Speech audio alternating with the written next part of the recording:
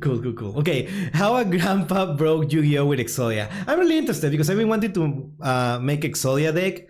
So let's see how grandpa does it. Also, if there is hope for grandpa, there is hope for me. So that I can get into this game. So yeah, let's watch.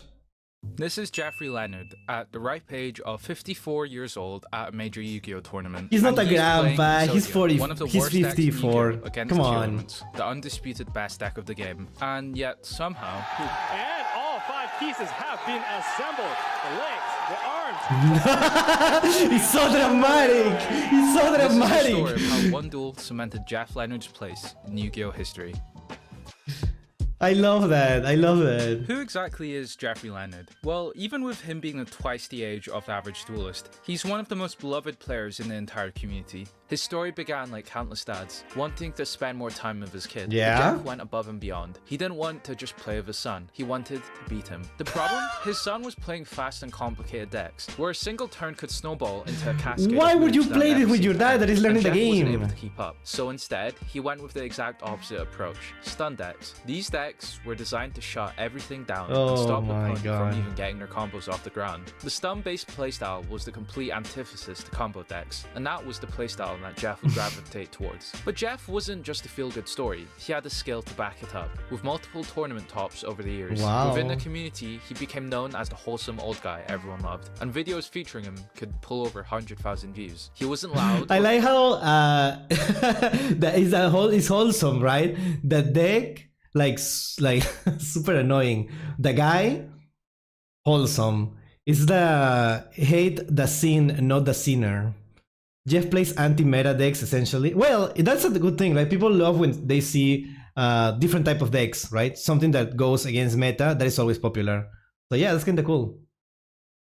Brash, he was the perfect character of a dad, wearing a cheerful smile on his face as he played Yu-Gi-Oh, playing at his own pace. His age made him stand out, sure, but it was his good nature that made him so beloved. Jeff had a reputation as one of the most nicest players in the scene, and everyone welcomed him into the community as one of their own. But at the same time that Jeff was making his way around in the community, known as the wholesome, lovable dad, another story was unfolding, with the rise of one of Yu-Gi-Oh's most hated cards, a story Jeff would be tied to I in can't an wait. unexpected way.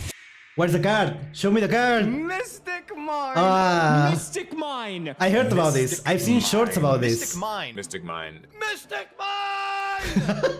Mystic Mine, a card so notorious that the mere mention of it could send a shiver through any duelist. It was universally hated because of how brutally effective it was at stunning your opponent. Mystic Mine terrorized the player base, where if you ever came across it in a duel, you knew you were in for a rough time.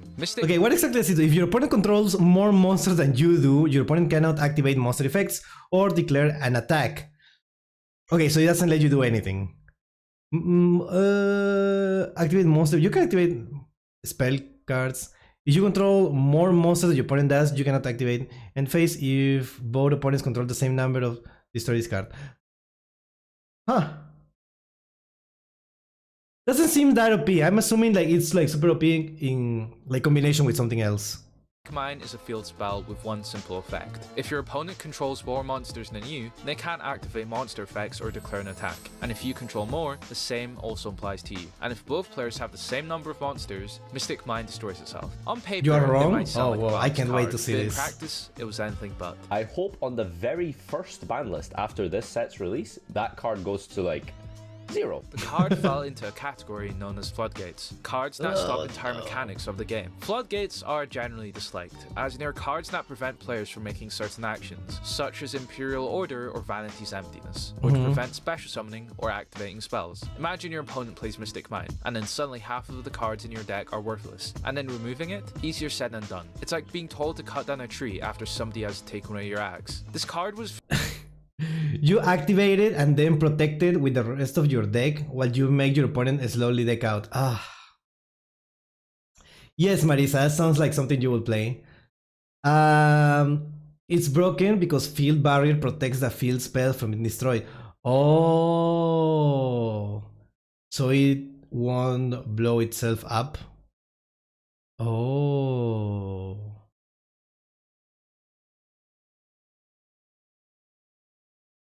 So they cannot summon monsters, because if they summon monsters, they cannot activate the effects and they cannot attack. Huh.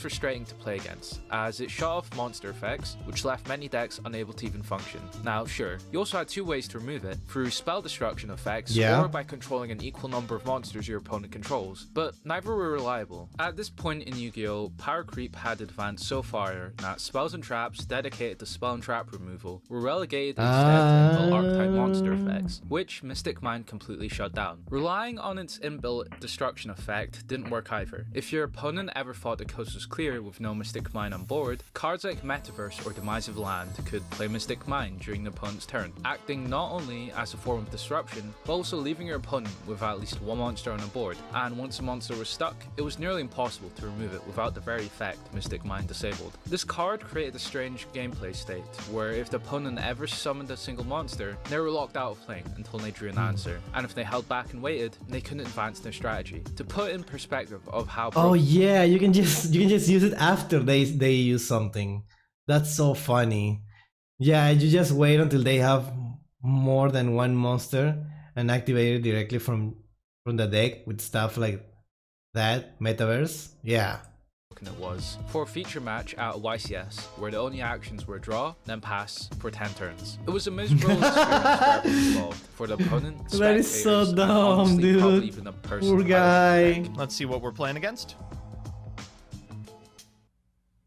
Oh boy. Safe to say, Mystic Mine was despised by almost every corner of the community. It created two groups of players, the people who played it and the people who didn't. And if you're in that first group, then you're public enemy number one. One playstyle that spawned with the rise of Mystic Mine was Mystic Mine Burn. Since Mine stalled opponent, it synergized nicely with Burn decks, which relied on dealing damage through effects rather than battle. Burn decks were also known for being uninteractive, and combining them with Mystic Mine created the perfect recipe for being the most hated strategy in the game. Well, what would the most toxic deck look like? The most popular build that came from this era was the PPG Top 16 deck list. That would rely on shutting down your opponent with Mystic Mine, and then winning the game through the ticking time bombs of Wave Motion Cannon, which dealt 1000 damage for every turn it stayed on the field before being sent to the grave. The final countdown, a card which let you win a game after 20 turns had passed. And when you looked at the specifics of the deck list itself, it looked like it was engineered purely to frustrate. It ran 15 cards which let you get faster access to Mystic Mine, and once it was online, removing it was a nightmare. Thanks to protection cards like Prohibition, Big Mighty Barrier, forehead shot, of Judgment, course. and one of the nastiest tech cards, Goddess's called Oracle, let you prevent your opponent from Wait, and one of the nastiest tech what is cards, this? Goddess's Hatsune Miku? The way! That's crazy. The Oracle let you prevent your opponent from even drawing any outs. You'd think the most toxic player imaginable could have built this deck, but the truth, it was none other than Jeff Leonard, who placed top 16 in a PPG tournament with this very build. Despite playing one of the most degenerate decks ever built, everyone gave Jeff a pass. It probably made him even more likable. The most wholesome person in the entire community was playing one of the most hated decks. The most toxic deck. It had a very ironic contrast that everyone seemed to find funny. Even became a running joke that Jeff playing Mystic Mine against his own son was another form of abuse. Jeff was not a pushover who's carried by Mystic Mine. He clearly had the skill to back it up, considering his tops at PPG or the first place wins at numerous COVID-era tournaments. For a while, Jeff was in his element, as Mystic Mine was meta, playing the same game of Yu-Gi-Oh! That he loved, always with a smile on his face, until December 1st, 2022. Mystic Mine. There is more Mystic Miku Mine. cards? Mystic Crazy. Mine. Mystic Mine is on there. Mystic Mine Limited? I want that thing banned. Dropped, and Mystic Mine was wiped off the game, and with it, every deck that relied on it, leaving Jeff without his weapon of choice. To make matters worse, poor the meta guy. completely shifted. With the introduction What's he of gonna do tournaments, now? the deck unlike anything before. Not only could it string together absurdly long combos on its own turn, it was known as a turn 0 deck, as it could combo not just during their turn, but during yours. Tier elements were the start of a new era of power creep, a deck so strong that even 3 years later, they're still unmatched. So the era of Mystic Mine had come to an end, with Stun taking a backseat to the all-powerful tier elements. But Jeff kept competing, because for him, this was far from the end of the story. Enter Exodia, the Forbidden One. How do you go back to How do you go back to Exodia? Like, it's always Exodia, most iconic card. Jeff always had an affinity for unconventional decks, often choosing to play first turn kill decks. But with this change in era, his next pick was just as strange, as at YCS Indianapolis 2023, the deck he played was... Look at that gold. Yeah! Exodia was a very odd choice for a high-level tournament, especially if you wanted to do well. The pieces of Exodia were a relic of the game, where card design was more of an afterthought. It was gimmicky, inconsistent, and outdated. In case you didn't know what Exodia does, Exodia's effect lets you win a duel when you have all 5 pieces in your hand. To even play them, you're forced to run 5 dead cards that do nothing in a duel. Draw 1 in your opening hand, you're effectively playing with 1 less card, while your opponent starts with 5. Building around Exodia means that your entire deck must be dedicated to draw cards so you can wait for those pieces, all while praying that you don't break by drawing too many pieces early. And even if you do manage to set it up, modern hand traps like Ash Blossom can stop you cold. That's why, for the most part, Exodia decks never saw any serious play at the top level. Hi, Kenmir. And yet, Jeff dared to try. Jeff wasn't worried about top. We're learning from the best. How, because from what it seems, right, like this is really hard to play because it's really updated, right? So how do you play Exodia now? It's not funny, Pepper Wentz. Some people don't know what Pot of Greed. What? What Pot of Greed do? Two? You're watching that video. Yeah, it's a... Thank you, Mono Analysis, for this wonderful video. Yeah, 7 days ago. Event with his deck. Winning wasn't the goal. He was there for something far simpler, and maybe something we forget too often in competitive Yu-Gi-Oh! To have fun. What was your goal for that YCS? This deck is really not for winning tournaments. It's basically to have fun. Based? Based? Jeff set off ready to duel in a tournament, but this wasn't your typical Exodia build. It was something different, something no one had seen before. So how did Jeff's Exodia deck work? Just like Jeff, his variant of an Exodia deck was just an unusual what a and Chad memorable as he was. Most Exodia builds rely on loading a deck with draw cards and randomly hoping that you'd get all 5 pieces. Instead of relying on luck with the draws you got, his deck was built to search every piece directly. This key distinction was pretty important. As long as the combo got started, the opponent had no way to stop it. Victory was guaranteed. The combo was a little too intricate to break down step by step, but here's the abridged version. The deck revolved around 4 key cards: Isolde, Blue Dragon Summoner, Selene, and Time Star Magician. As long as you had any 2 warrior monsters on the field, you could special summon Isolde, which served as the main entry point to the combo. Time Star Magician fetched ahead of Exodia while also sending Blue Dragon Summoner to the grave. From there, Selene becomes the focus point of the combo, allowing you to repeatedly summon Blue Dragon Summoner over and over. And each time Summoner hit the grave, you could search another limb of Exodia one by one. With new ways to summon a copy of Selene from an extra deck, the deck could not once per turn together surprisingly easily. It also wasn't like the combo was hard to pull off. There was plenty of 1 card or even 2 card combos to get to it. Biggest problem was how easy it was to disrupt the combo, either with hand traps like Ash Blossom or Draw Lockbird, which stopped you from adding cards to your hand, ending the combo. It was an all or nothing deck. If Jeff had a single Neospace connector and opponent had no disruptions, then he won instantly. But if he was forced to go second or his combo was interrupted, then the deck had no way to fight back, and he'd be done for. And this new style of Exodia seemed to even work, as for the first 3 matches Jeff played, he won not just 1, not just 2, but all 3 games. The news spread fast, people realizing that not only was Jeff Leonard doing you go to a tournament and you lose to Exodia, Exodia, even spread to the tournament producers, and that's when they decided Jeff's round 4 match would be featured on a live stream, but his opponent, Justin Singh, commanding the all-powerful tier limits. By this point in the meta, tier limits had been taken to the shed and shot 8 times. 90% of the cards where was he playing in? Also for the love of the game? Won or outright banned. It was such a dominant deck that even cards that were remotely associated with it were also banned. To put it in perspective, this was full power tier limits. And then post the February 2023 ban list, this is what they ended up looking like. Even with tier limits being a shell of its former self, the match was still heavily in its favor. The few cards that survived the ban list were strong enough to make it one of the best decks in meta, but the deck's once impenetrable armor now had a crack. It was far more prone to breaking. By this point, Jeff had once again become a meme in the community for managing to win with Exodia. A crowd had formed watching the feature table. Everyone knew he was on Exodia, but no one knew how he was pulling it off. And that mystery is what made the duel electric. And is it still played today? Wow.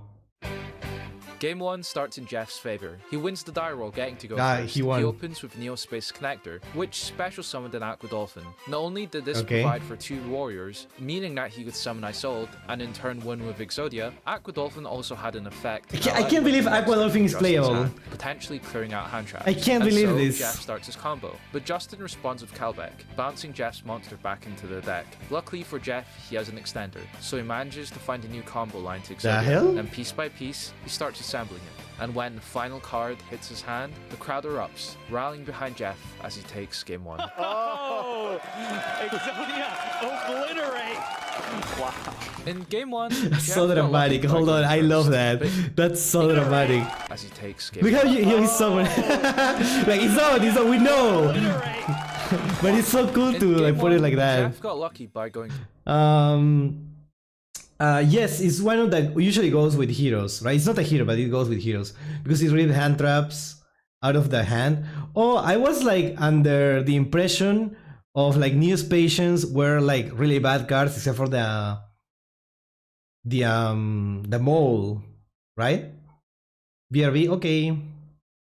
Aura farm, yeah, he was aura farming. Like he didn't have to do it like that, but yeah, you know, for extra style points, of course. Let's see. Did anyone send you the prank kid one? I don't know. Mole was good 15 years ago. Wow. And now the only one that is good is Dolphin. That's so funny. first. But in game 2, we saw the true strength of tier elements. Justin fired off his tier element combo unhindered, forming a Okay, board of Justin went multiple first. units. Cool. Jeff fought back by dropping 2 Even Santa Dolphin fell Claus, off? sending Okay. a couple of Justin's monsters to the grave. Santa Claus! Santa Claus has come to town, and it has just tributed off the sprint. 2 Santa Clauses have been taken out. But even that wasn't enough. The remaining monsters were more than enough to stop the Exodia combo, forcing Jeff to concede. What is this? Jarvis, which are the top 20 most hated cards at the moment? Jarvis, add them to my deck. Marisa, I would love to see you do that. I would love to see you do that. I would actually, like, pay to see that. Yeah. And tying a match to 1-1, with the final game deciding it all. All eyes were on the table. The last game would decide a winner. I'm scared. With his loss in game 2, Jeff got to go first. He opened with special summoning Junk forward, and then Neospace Connector, and the crowd erupted. Special summon jump forward. Oh no, it's happening. Connector. We know the connector gets you there. Everyone knew that even one Neospace Connector meant you could start the Isolde combo, but this time, Justin was ready. Oh. Okay, this looks like it might be a Herald. It is. What is It is this? Herald taking out the name. And that takes out the Diviner in hand. Justin down to 3 cards in hand. He fired off Herald of the Orange Light, Okay. which not only negated Neospace Connector's effect, but also destroyed it. Without it, Jeff was left with a single warrior, so he couldn't reach Isolde, leaving him with no option but to pass. First turn. No Some people might way. commit because you just have to see it. Like, you have to see it. Oh It looked like the no. match was as good as over. On Justin's turn, tier elements could easily blow past Jeff and win the duel. And yet, Playing a strategy like this, you are not giving Dark Ruler, Evenly Mad, Feather Dust, or any of those type of cards. Santa Claus. Oh, No, he bricked! He bricked! Monster face and turn. That buys Jeffrey another turn to try again. And he has a... but fate had other plans. As No! on Justin's turn, after ruminating over his choices, he had nothing. The strongest deck in Yugioh's history had bricked, and Jeff had an opening. Like a heavyweight champion swinging and missing, Jeff was ready to counter with the full might of Exodia. He could only smirk in disbelief, already realizing what was about to happen. For Jeff, this was the final opportunity to make it all come together. It's Jeff's turn, and for him to win a duel, he needs to be able to have 2 warrior monsters on the field. He normal summons his second copy of Neospace Connector, but Justin Okay. fires back with Ash Blossom, shutting down its effect. No. But Jeff's last turn hadn't gone to waste. As with Jump He has 2 Forward warriors, still right? left over, So that's he had fine. exactly what he needed to summon Isolde. And as Jeff calmly works his way throughout the combo, the more No. becomes clear. Justin had nothing left in his arsenal. Then it began. The head of Exodia reached his hand. 4 in the field. I don't know if I No. necessarily said this. Oh, here it is. With the arrival of the 4th piece, the room erupts chanting. Oh boy. Another leg. One more piece! One more piece! Crowd is chanting. More One piece! more. And then, with a smile on his face, Jeff reveals the final piece of Exodia. Got Yeah. the other. See, you know you won. You don't have to do that. You don't have to. The arms, the head, Exodia obliterate. The The duel that's was so over. cool. Jeff had done it again, sealing the match by assembling Exodia for the second time, as the crowd absolutely exploded. Wow, the crowd goes insane. With Jeff's victory, he cemented himself in the history of Yu-Gi-Oh! After all, there's few people who can claim they played Exodia in a feature match and won. Sure, he dropped the next 3 rounds and finished 4-3, but that didn't matter, because when people remember that tournament, they remember Jeff. His Yeah, personality he's a left real such winner mark there. that even his opponent, after arguing Like, and losing people don't talk in a about who pretty won that, uninteractive right? duel, couldn't help but laugh and smile. And the moment spread far beyond the niche group of competitive Yu-Gi-Oh! Players. Clips of Jeff's Exodia win went viral, reaching even casual fans who hadn't played the game in years, but still remembered Exodia from their childhood. And that's what Jeff's story reminds us. It's not the deck I'm that gonna defines cry, the dude. player, I it's the swear I'm player gonna that cry. defines the deck. If anyone else had been a face of Mystic Mine or an Exodia FTK, the reception would have been far less positive. But because it was Jeff, we loved it. In a world full of egos and competition, we could all learn to be a little more like Jeff. Wow. Jeff showed how Exodia would work in real life, but how well did it work in anime? Click on this video on the right to see how well, or not so well, Exodia does in Yugi's deck from the show. Interesting. What a cool video! That was a really good video. That was a really cool video. Chat, what do we think? Can we do it? It's not the same, right? I'm pretty sure like if you want to play Exodia now, it's very different. So yeah, what an amazing video. Thank you, More Analysis, for the video. That was really cool.